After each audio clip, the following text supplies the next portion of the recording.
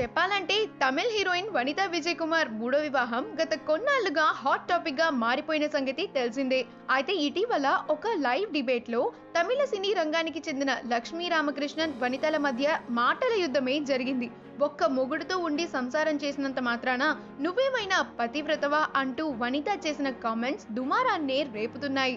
వనిత చేసిన ఆ వ్యాఖ్యలపైన senior heroine కస్తూరి Twitter ద్వారా కోపాన్ని వ్యక్తం చేశారు. లక్ష్మీ రామకృష్ణన్ మీపై చేసిన వ్యాఖ్యలకు నా హృదయం చాలా గాయపడింది. చీప్ మెంటాలిటీ గల వ్యక్తులకి ఎంత దూరంగా ఉంటే అంత మంచిది. వనిత, నీకు నువ్వే చాలా హాని చేసుకుంటున్నావు, కొంచెం బ్రేక్ తీసుకో అని ట్వీట్ చేశారు.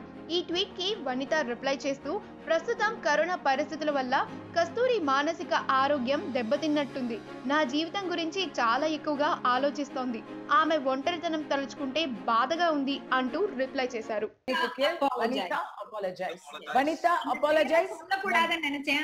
ఈ వీడియో కనుక మీకు నచ్చినట్లయితే మీ అభిప్రాయాన్ని కమెంట్స్ ద్వారా మాకు తెలియజేయండి. మా ఛానల్ని సబ్స్క్రైబ్ చేయటం మర్చిపోకండి.